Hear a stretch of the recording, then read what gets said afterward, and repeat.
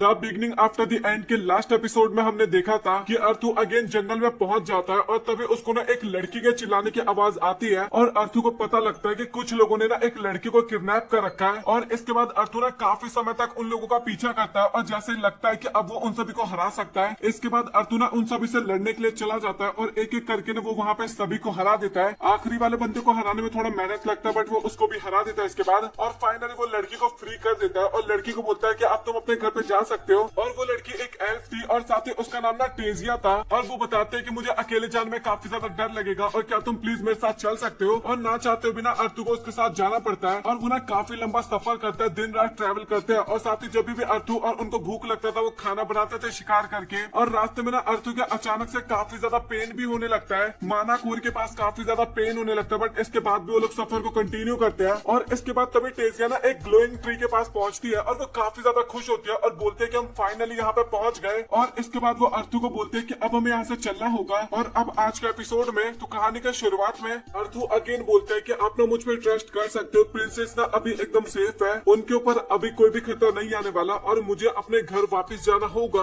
और जैसे ही वो अपने घर के बारे में बताता नहीं, ये सुनने के बाद टेजिया ना काफी ज्यादा हैरान हो जाती है और बोलते है कि क्या अर्थू तुम अभी अपने घर पे जाने वाले हो अब। और टेजिया की बात सुन के या फिर टेजिया को इतना हैरान देख के ना उसके पेरेंट्स भी काफी ज्यादा हैरान हो जाते हैं और वेरियन भी ना वहाँ पे काफी ज्यादा स्माइल करने लगता है। और अर्थू भी बताने लगता है कि हाँ मुझे अभी जाना होगा क्योंकि मैं एक ह्यूमन हूँ और मैं एल्फ के किंगडम में ज्यादा टाइम तो नहीं रह सकता। और साथ ही मुझे अपने पेरेंट्स को भी तो ढूंढना है ना, वो भी काफी ज्यादा घबरा रहे होंगे और मुझे उन्हें ये भी तो खुशखबरी देनी है कि मैं अभी तक जिंदा हूँ। और इसके बाद किंग सोचने लगता है और बोलता है कि आखिर मैं तुम्हें क्या ही बोलूँ, मतलब कि मैं तुम्हें केवल धन्यवाद कर सकता हूँ कि तुमने मेरी बेटी की जान बचाई है या फिर मैं तुम्हें केवल रिवॉर्ड दे सकता हूँ। और इसके बाद वो बताता है कि जिस दरवाजे से तुम लोग आए थे, जिस टेलीपोर्टेशन दरवाजे से, वो 7 साल में एक बार ओपन होता है और अभी 5 साल बचे हुए उस दरवाजे को ओपन होने में। और ये बात सुनने के बाद ना अर्थू काफी ज्यादा उदास हो जाता है। और इसके बाद किंग बोलते हैं कि तुम्हें ज्यादा फिक्र करने की जरूरत नहीं है, हम कुछ लोगों को भेज देंगे जो कि इन्फॉर्म कर देंगे तुम्हारे पेरेंट्स को कि तुम एकदम ठीक हो और तब तक के लिए तुम यहाँ पे एकदम आराम से रह सकते हो। हम तुम्हारी काफी ज्यादा खातिरदारी करने वाले हैं और तुम्हारे पेरेंट्स को इन्फॉर्म करने के लिए हम कल ही एक स्क्वाड को भेज देंगे। और ये सुनने के बाद ना आर्ट भी काफी ज्यादा खुश हो जाता है और वहाँ पे ना धन्यवाद करता है। और इसके अगले सीन में वो हमें अपने रूम में दिखाया जाता है और इसके बाद वो नहाने के लिए जा रहा था। और इसके बाद तभी अचानक से ना अर्थू के ना अगेन दर्द होने लगता है और इस बार का पेन ना और भी ज्यादा तेज था पहले की तुलना में। और इसके अगले सीन में वो हमें सोफे पे दिखाया जाता है जहाँ पे ना वो एग को अपने हाथ में ले रखा था। और अर्थू सोच रहा था कि मुझे नहीं पता कि आखिरकार मुझे अभी क्या करना है और अगर सोफिया तुम यहाँ पे होती तो तुम मेरी काफी ज्यादा मदद कर देती। और इसके बाद तभी अर्थू के रूम का दरवाजा नॉक होता है और अर्थू ना अंदर आने की परमिशन देता है। और तभी हमें पता लगता है कि वो तो टेजिया थी और साथ ही वो ना काफी ज्यादा गुस्से में थी और वो ना अर्थू को एक काफी तगड़ा वाला हेडबट देती है। और इसके बाद वो बोलने लगते हैं कि एक तो तुम मेरे साथ यहाँ पे आए, मेरी फैमिली से बात की और इतनी जल्दी तुम यहाँ से जाने की भी बात कर रहे हो। और अर्थू भी वहाँ पे समझाने लगता है कि यार तुम्हारे पेरेंट्स किंग और क्वीन है और मुझे तुम्हारे पेरेंट्स के साथ अच्छे तरीके से ही तो बात करना होगा, मतलब कि मैं डिसरिस्पेक्ट तो नहीं कर सकता ना। और आखिरकार तुमने मुझे इसके बारे में बताया क्यों नहीं। और अभी टेजिया ना काफी वियर्ड सा फेस बनाने लगती है और साथ ही रिएक्शन देने लगती है और ये देखने के बाद ना अर्थू को काफी ज्यादा गुस्सा आने लगता है। और इसके बाद टेजिया अगेन वहाँ पे काफी ज्यादा गुस्से में बोलने लगते हैं कि बट मैं नहीं चाहती कि तुम यहाँ से जाओ क्योंकि तुम वो पहले हो जो कि मेरे दोस्त बने हो। पूरा नहीं बोलती, दोस्त बोलती है और उसके बाद रुक जाती है। और इसके बाद ना अर्थू भी ये बातें सुन के काफी ज्यादा खुश होता है और उसके कंधे पे हाथ रखते हुए बोलता है कि हाँ हाँ ठीक है, तुम्हें इतना ज्यादा गुस्सा होने की जरूरत नहीं है और क्या तुम मुझे अभी इस जगह पे घुमाओगी या फिर नहीं। और इसके बाद टेजिया ना उसको पूरा किंगडम घुमाने लगते है या फिर आप कैसल बोल सकते हो। और साथ ही इसके बाद टेजिया ना अपने फेवरेट प्लेस पे लेके जाती है अर्थू को और उसका जो फेवरेट फ्लावर था ना वो भी दिखाती है। और इसके बाद वो फ्लावर ना वो अर्थू को देने वाली होती है बट तभी अर्थू को ना अचानक से वहाँ पे कुछ एहसास होता है और वो ना टेजिया को नीचे की तरफ खींच लेता है। और तभी अपने दूसरे वाले हाथ से ना वो एक चाकू को पकड़ता है जो कि उन्हीं की तरफ आ रहा था। और इसके बाद वो ना एक दूसरे डायरेक्शन में उस चाकू को फेंक देता है जिस डायरेक्शन से वो आ रहा था। और इसके बाद तभी अचानक से ना वहाँ पे वेरियन आ जाता है और ये देखने के बाद ना अर्थू काफी ज्यादा हैरान हो जाता है और बोलता है कि आखिरकार आप अपने पोती के ऊपर क्यों अटैक कर रहे हो, मतलब कि कहीं उन्हें कुछ हो भी तो सकता था ना। और वेरियन बोलने लगता है कि तुम्हें फिक्र करने की बिल्कुल भी जरूरत नहीं है, मेरे अटैक से उसे कुछ भी नहीं होता। मतलब कि वो एक तरह से नकली चाकू था। और वो बताने लगता है कि वैसे देखा जाए तो तुम्हारा रिएक्शन काफी ज्यादा अच्छा था, और अभी मुझे समझ में आ गया कि तुमने मेरी पोती को बचाया होगा, तुम्हारा रिएक्शन काफी ज्यादा अच्छा है। और इसके बाद तभी टेजिया वहाँ पे बोलने लगता है कि ग्रैंडपा अपना इस तरीके से अर्थू को ना कुछ भी मत बोलिए। और इसके बाद ग्रैंडपा भी बोलने लगता है कि तुम्हें पता है ना कि आखिरकार मैं किस लिए यहाँ पे आया हूँ। और ये सुनने के बाद ना अर्थू भी यहाँ पे सोचने लगता है कि आखिरकार ये वैसे यहाँ पे आए क्यों है। और इसके बाद वो बोलने लगता है कि काफी टाइम हो गया मैं तुम जैसे पर्सन से नहीं मिला था, मतलब कि इतना मजेदार पर्सन से। और इसके बाद वो ना अर्थू को एक लकड़ी की तलवार देते हैं। और इसके बाद वो वहाँ पे बोलने लगता है कि अच्छा ठीक है, तो अब मैं तुम्हें चेक करने वाला हूँ कि आखिरकार तुम्हारे अंदर कितनी कैपेबिलिटी है। और इसके बाद अर्थू के हाथ में वो तलवार आती है और अर्थू बिना उस तलवार के अंदर काफी ज्यादा माना को इकट्ठा करता है और वेरियन के ऊपर ना अपने तलवार से अटैक कर देता है। और ये चीज देखने के बाद ना टेजिया तो वहाँ पे काफी ज्यादा डर जाती है, बट वेरियन काफी ज्यादा स्माइल करने लगता है और बोलते हैं कि भाई तू सच में बार बार अपने आप को प्रूव करते जा रहा है। और इसके बाद हमें पता लगता है कि वो ना अपने माना के जरिए ना बच गए थे वहाँ पे। और इसके बाद अर्थू ना अगेन अटैक करता है वेरियन के ऊपर, बट वो ना काफी आसानी से उसका अटैक को डॉज कर लेते हैं। और इसके बाद दोनों ना एक दूसरे के ऊपर काफी ज्यादा अटैक करने लगते हैं और एक तरह से दोनों ही ना अटैक को डॉज भी किए जा रहे थे। और अर्थू वहाँ पे पता चल जाता है उसको और वो सोचने लगता है कि सच में ये काफी ज्यादा पावरफुल है। मतलब कि एक तरह से ना अर्थू कहीं पर भी नहीं था वेरियन के मुकाबले में। और इसके बाद अर्थू ना जंप करके एक और अटैक करने के लिए जाता है, बट वेरियन को इसके बारे में पता चल जाता है और वो ना एक जोरदार पंच मारते हैं और अर्थू ना काफी दूर जाके गिरता है और अर्थू की तलवार बिना उसके हाथ से छूट जाती है, बट वो तभी अपने पैरों की मदद से तलवार को पकड़ता है और अगेन अपने हाथ में ले लेता है। और इसके बाद वो अगेन एक काफी तगड़ा वाला स्लैश करता है, लेकिन वेरियन अगेन इस अटैक को काफी आसानी से रोक लेते हैं। और अर्थू बताने लगता है कि मैं अभी माना का इस्तेमाल कर रहा हूँ इतना ज्यादा, बट उसके बाद भी मैं इनको बिल्कुल भी टक्कर नहीं दे पा रहा। और अचानक से तभी वेरियन ना अर्थू के पीछे आ जाते हैं और इसके बाद वो अर्थू के ऊपर ना किक मारने वाले होता है, बट अर्थू भी ना काफी आसानी से उसका अटैक को डॉज कर लेता है और अपनी माना की मदद से ना वेरियन के ना सर पे अटैक करता है। और वेरियन भी उस अटैक को रोकने की कोशिश करते हैं, बट वो तलवार ना लग ही जाता है, टच हो ही जाता है वेरियन के।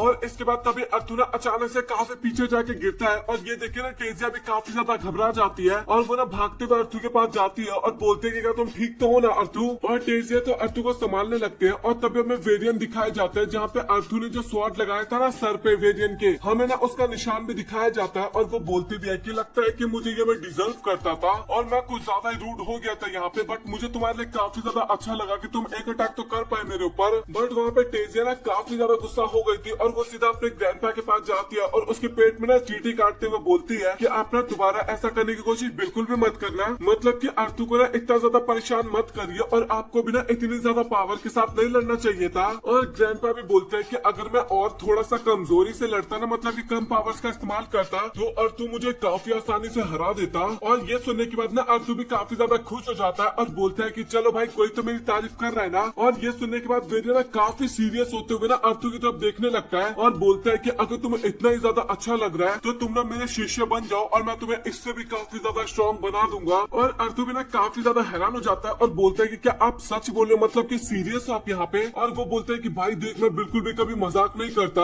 और अर्थू इसके बाद बोलने लगता है कि वैसे देखा जाए तो मैं एक ह्यूमन हूँ और यहाँ पे ह्यूमन तो रह भी नहीं सकते। और वो भी बोलने लगता है कि तुम्हें फिक्र करने की जरूरत नहीं है, कोई भी तुम्हें टच नहीं करने वाला जब तक तुम मेरे साथ रहने वाले हो। बट इसके बाद भी ना अर्थू नहीं मानता और बोलता है कि मुझे नहीं पता कि आखिरकार मेरे पेरेंट्स ठीक है भी या फिर नहीं है, और मुझे तो ये भी नहीं पता कि आखिरकार वो जिंदा है या फिर नहीं है, और उनको भी नहीं पता इसके बारे में। और तभी वेरियन बोलने लगता है कि अच्छा ठीक है, तो फिर तुम्हारे पेरेंट्स को पता लग जाए कि तुम जिंदा हो या फिर तुम्हें पता लग जाए कि तुम्हारे पेरेंट्स एकदम ठीक है, तो उसके बाद तो तुम ये करने के लिए एकदम रेडी हो जाओगे ना। और इसके बाद वेरियन भी बताने लगता है कि तुमसे बैटल करते टाइम मुझे इतना तो पता चल गया कि तुम्हारे माना कोर में अभी काफी ज्यादा पेन हो रहा है और ये धीरे धीरे बढ़ते ही जा रहा है और ये ज्यादा टाइम भी होने लगा है। और इसके बाद अर्थू बोलते हैं कि आपको इसके बारे में कैसे पता, और वेरियन बोलने लगता है कि ये छोड़ो कि आखिरकार मुझे इसके बारे में कैसे पता, बट तुम्हें ये नहीं पता कि आखिरकार ये तुम्हारा पेन क्यों हो रहा है, और तुम्हें तो ये भी नहीं पता कि आखिरकार बीस्ट ट्विन क्या होता है। और अर्थू भी सोचने लगता है कि आखिरकार मैंने इस नाम के बारे में आज से पहले तो कभी भी नहीं सुना। और ये सुनने के बाद ना मुझे सिल्विया की वो बातें याद आ रही है जब उसने मेरे पेट पे टच किया था। और इसके बाद अचानक से वहाँ पे ऐसा फील होता है अर्थू को कि सिल्विया आ गई है कहीं से, बट ऐसा होता नहीं हो, केवल पास्ट की बातों को सोचते हुए सोच रहा था। और इसके बाद वेरियन भी बोलने लगता है कि मुझे पक्का भरोसा है कि तुमने किसी न किसी मानव बीस्ट को जरूर देखा है, और एक बीस्ट इतना ज्यादा पावरफुल हो सकता है कि वो ए या फिर उससे भी काफी ज्यादा ऊपर रैंक का हो सकता है, और उनके पास काफी ज्यादा पावर्स होती है और वो आगे जाके ना इन को किसी और को देते हैं अपने वंश के रूप में। और मैं तुमसे कभी भी नहीं पूछूंगा कि अचानक से तुम्हारे अंदर इतने कम उम्र में इतना ज्यादा मारा या फिर इतना ज्यादा वीस्ट विंग कहाँ से आया, बट मैं तुम्हें इतना बता सकता हूँ कि अभी तुम्हारी जितने एज है और तुम जितने छोटे हो उस हिसाब से तुम्हारी बॉडी के लिए काफी ज्यादा हानिकारक है। और इसके बाद तभी अर्थ बोलता है कि क्या आपके पास भी वीस्ट विल है, और वो बंदा भी अपना वीस्ट विल निकालता है और बोलता है कि तुमने सही बोला, मेरे पास भी है। और उसके पास था टैमर का वीस्ट विल था। मुझे पता है कि अभी तुम्हें अपने फैमिली के पास जाना है, बट तुम्हें सच बताओ तो तुम्हारे पास जो वीस्ट विल है अभी के लिए वो तुम्हारी बॉडी को बिल्कुल भी हैंडल नहीं कर पाएगा। और अगर तुम इसको अच्छे तरीके से कंट्रोल नहीं कर पाओगे तो ये तुम्हें अंदर से एकदम डिस्ट्रॉय करके रख देगा।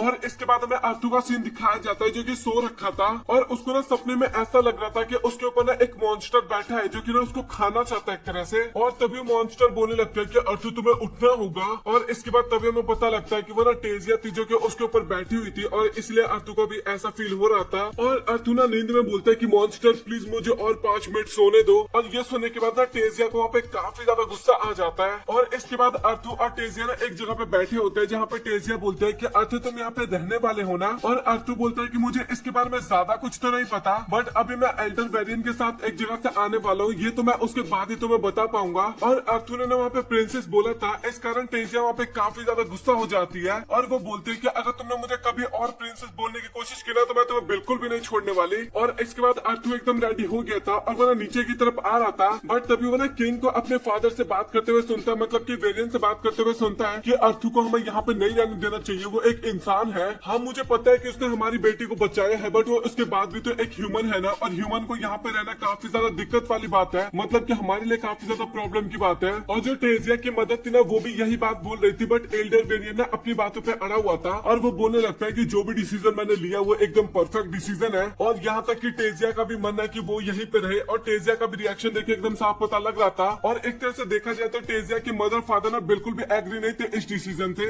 और अर्थू भी ने सारी बातें सुन रहा था और वो सोच रहा था कि मुझे ना वेरियन के ऊपर भरोसा करना चाहिए। और इसके बाद में वो उन सभी लोगों के पास जाता है और वेरियन भी बोलते हैं कि तुम काफी ज्यादा लेट हो और अगली बार से अगर तुम लेट हुए ना तो मैं तुम्हें काफी ज्यादा सजा देने वाला हूँ। और इसके बाद वो सभी लोग फॉरेस्ट में आ जाते हैं। और इसके बाद तभी अर्थू बोलता है कि ग्रैम्स हमें और कितनी दूर जाना होगा। और वेरियन भी बोलता है कि अच्छा तो तुम मुझे ग्रैम्स बोल रहे हो। और अर्थू बोलता है कि मुझे तो ऐसा लगा था कि अभी हम दोस्त बन गए हैं ना, और वैसे मैं आपको बोल सकता हूँ ना। और इसके बाद हमें टेजिया भी दिखाई जाते हैं जो कि अर्थू के कंधे पर सर रख के सो गई थी। और इसके बाद ग्रैंडपा बताने लगते हैं कि वो आज काफी जल्दी उठ गई थी, लगता है इस कारण उसको अचानक से अभी नींद आ गया। और वो हमेशा मुझसे न केवल तुम्हारे बारे में बात करती है, और वो इस पूरे किंगडम की प्रिंसेस है, इस कारण वो काफी ज्यादा अकेले रहती है। उसके आसपास काफी सारे लोग हैं जो कि उसको दिखाते हैं कि मैं तुम्हारा दोस्त हूँ, बट ऐसी रियलिटी नहीं है, उसका कोई भी दोस्त नहीं है एक तरह से देखा जाए तो। बट अभी तुम कुछ दिनों से यहाँ पे रह रहे हो और इस टाइम पे वो जितना हंसी है, मतलब कि प्रिंसेस जितना हंसी है उतना मैंने उसको पूरी लाइफ में हंसते हुए नहीं देखा। और इसके लिए ना वो धन्यवाद भी करते हैं अर्थू को। और इसके बाद ना तभी वो लोग फाइनली अपने लोकेशन पे पहुंच जाते हैं और टेजिया भी उठते हुए बोलती है कि ग्रैंडपा क्या हम पहुंच गए जहाँ पे हमें जाना था।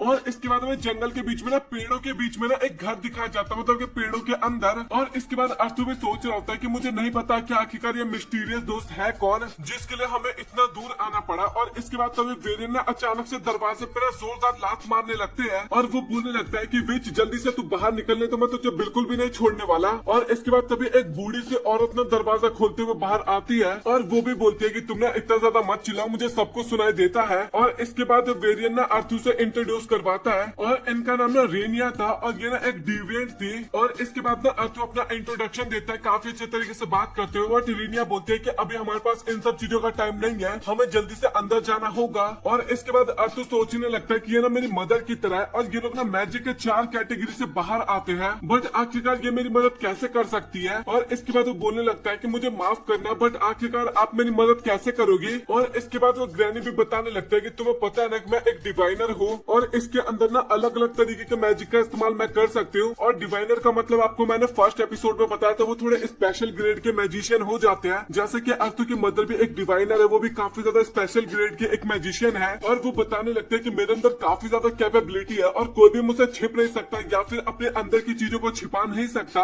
और अभी मैं एग्जाम्पल के तौर पे बताऊं तो तुम काफी ज्यादा स्पेशल हो, तुम इतने ज्यादा स्पेशल हो कि मैं तुम्हारे उस लाइफ के हिस्से को नहीं देख पा रही हूँ और मेरी आंखें जो है वो पास्ट प्रेजेंट फ्यूचर सब कुछ देख सकती है। बट मुझे पता है कि तुम ये सब जानने के लिए नहीं आए हो, तुम यहाँ पे अपने मदर फादर के बारे में जानने के लिए आए हो या फिर तुम उन्हें ये बताने के लिए आए हो कि तुम जिंदा हो। और ये सुनने के बाद ना अर्थुगा पे हाँ बोलता है और इसके बाद वो एक पानी का बॉल लेके आती है और बताते हैं कि तुम्हें इसके अंदर देखना होगा और साथ ही अपने पेरेंट्स को इमेजिन तब तक करना होगा जब तक वो इसके अंदर दिखाई ना देने लगे। और इसके बाद ग्रैनी भी एक हाथ सर पे रखती है अर्थु के और एक हाथ बॉल के ऊपर रखती है और वो भी ना अपना मैजिक इस्तेमाल करना स्टार्ट कर देती है। और इसके बाद अर्थु भी ना अपने मदर फादर के बारे में सोचने लगता है और अगले सीन में ना काफी ज्यादा हैरान हो जाता है क्योंकि इसके बाद ना अर्थु को उसके मदर फादर ना दिखाई देने लगे थे। और इसके बाद में अर्थु की मदर दिखाई जाती है जो कि खाना बना के लिए रे के लिए ले गई थी और साथ ही रे भी खाना खा रहा था बट खाना खाते टाइम भी ना उतना ज्यादा खुश नहीं था। और साथ ही मदर भी वहाँ पे काफी ज्यादा इमोशनल हो रही थी और बता रही थी कि मुझे पता है अर्थु ये तुम्हारी जगह है। और रे बोलता भी है क्या आखिरकार तुम्हें कुछ हुआ है क्या? और मदर बोलती है कि नहीं नहीं कुछ भी नहीं, मैं बस ऐसे ही कुछ सोच रही थी। बट वो दिखाना तो नहीं चाहती थी बट उस टाइम पे मदर ना काफी ज्यादा उदास थी और उनका ना एकदम ग्लो जो था ना फेस का ग्लो वो भी खत्म हो गया था। और रे भी ऊपर से दिखा तो रहा था कि वो भी काफी बढ़िया बट वो भी ना बिल्कुल भी बढ़िया नहीं था। बट तभी अचानक से ना उनके पास आवाज आने लगता है कि मदर फादर आप कैसे हो? और ये सुनने के बाद ना वो दोनों वहाँ पे काफी ज्यादा हैरान हो जाते हैं और एक दूसरे की तरफ देखने लगते हैं। और अर्थु भी बोलते हैं कि डैड ये मैं हूँ अर्थु। और ये सुनने के बाद ना अर्थु के जो डैड होते हैं ना उसके हाथ में जो चम्मच था ना वो तुरंत नीचे गिर जाता है और वो बताने लगता है कि मुझे पता है कि आप लोग काफी ज्यादा हैरान हो रहे मेरी आवाज सुनने के बाद, बट मैं आपको बता दूं कि यहाँ पे एक लेडी है जो कि काफी ज्यादा पावरफुल है और मदर बुरे एकदम आपकी तरह है और उनके मैजिक के इस्तेमाल से ना मैं अभी आपसे बात कर पा रहा हूँ। और इसके बाद अर्थु बताने लगता है कि हाँ मैं उस दिन पहाड़ से जब नीचे गिरा था ना तो मैं बच गया था जैसे तैसे करके और सच बताओ तो मैं अभी जिंदा हूँ और मैं एकदम ठीक हूँ। और मैं आपसे रिक्वेस्ट करना चाहूंगा कि आप इस बात को सीक्रेट रखें कि मैं एलिनोर मतलब कि एल्फ के किंगडम में हूँ और मुझे पता है कि आपके लिए काफी ज्यादा मुश्किल भरे पल रहे होंगे और सच बताओ तो ये मेरे लिए भी काफी ज्यादा मुश्किल भरे पल थे। और मैं बस इतना आशा करना चाहूंगा कि अभी जो भी कुछ मेरे साथ हुआ होगा उसकी जिम्मेदारी आपने अपने ऊपर नहीं ली होगी। बट सच बताओ तो मुझे काफी ज्यादा अच्छा लगा कि मैंने उस टाइम पे अपनी मदर की जान बचाई। आप लोग फिक्र मत करो, मैं काफी जल्दी आपके पास आ जाऊंगा और मैं चाहता तो हूँ अभी आने का आपके पास बट मैं अभी नहीं आ सकता। मुझे अभी पता नहीं, मुझे अचानक से कुछ हो गया है और मुझे इसका ट्रीटमेंट करवाना होगा। आप लोग फिक्र बिल्कुल भी मत करना, मैं खतरे में बिल्कुल भी नहीं हूँ बट फिर भी मुझे इसकी जांच करवानी होगी और मुझे नहीं पता कि आखिरकार मैं आपके पास कब तक वापस आ पाऊंगा। और इसके बाद हमें ये भी पता चलता है कि अर्थु के जाने के बाद ना उसके मदर फादर ना अपना लोकेशन चेंज कर लिए थे और कहीं और जाके वो लोग रहने लगे थे और अर्थु के डैड बिना वहाँ पे एक नया जॉब करना स्टार्ट कर दिए थे। और इसके बाद अर्थु बताता है कि तुम मदर फादर अपना भी ध्यान रखना और साथ ही मेरे भाई बहन जो भी होने वाला है उसका काफी अच्छे से ध्यान रखना। और ये सारी बातें सुनने के बाद ना मदर फादर ना काफी ज्यादा इमोशनल हो जाते हैं और खुश होने लगता है एक तरह से इमोशनल होते हुए। और अर्थु भी हमें दिखाया जाता है जो कि काफी ज्यादा इमोशनल हो रहा था बट वो भी उस टाइम पे काफी ज्यादा खुश था। और इसके बाद अर्थु भी ना वेरियन से ना काफी ज्यादा एक्साइटेड होते हुए बोलते हैं कि आप जो करना चाहते हो आप कर सकते हो, मैं एकदम रेडी हूँ। और इसके बाद फाइनली वेरियन और बाकी लोग ना अगेन कैसल पे वापस आ गए थे और किंग क्वीन भी वहाँ पे वेट कर रहे थे उनका।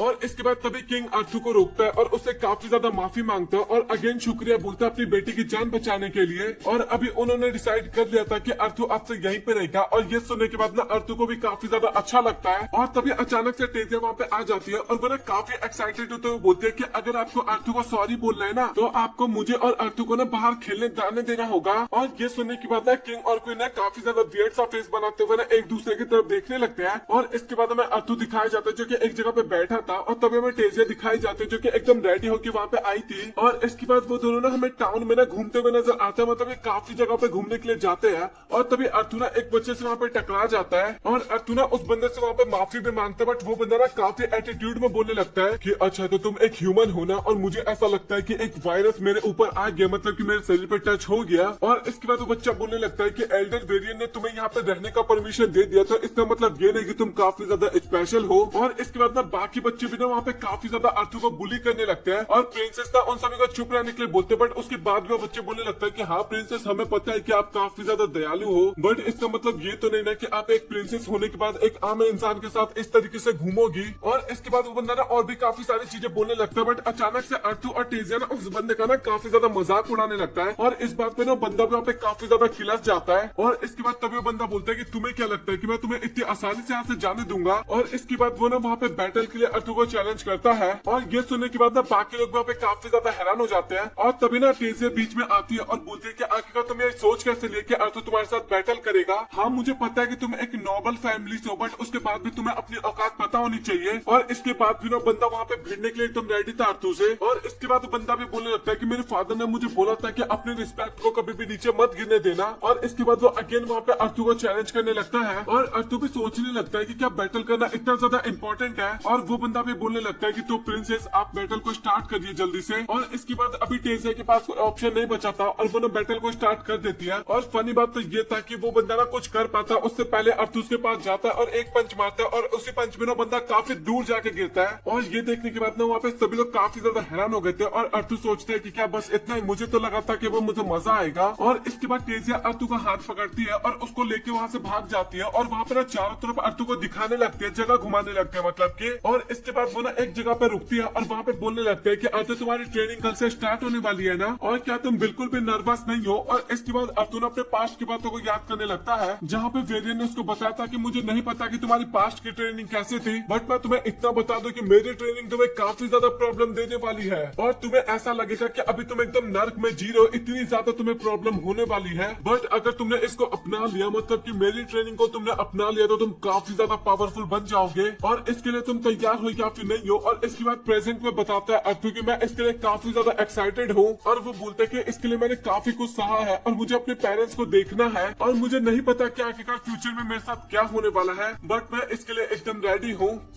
तो इसी के साथ इस एपिसोड को करते हैं हम यहाँ पे खत्म। और आप लोग कमेंट सेक्शन में बताओ कि आप लोगों को आज का एपिसोड कैसा लगा। अगर एपिसोड बढ़िया लगा तो वीडियो को लाइक करके चैनल को सब्सक्राइब कर देना। सो मिलता है आप लोगों से अगली वीडियो में, तब तक के लिए गुड बाय।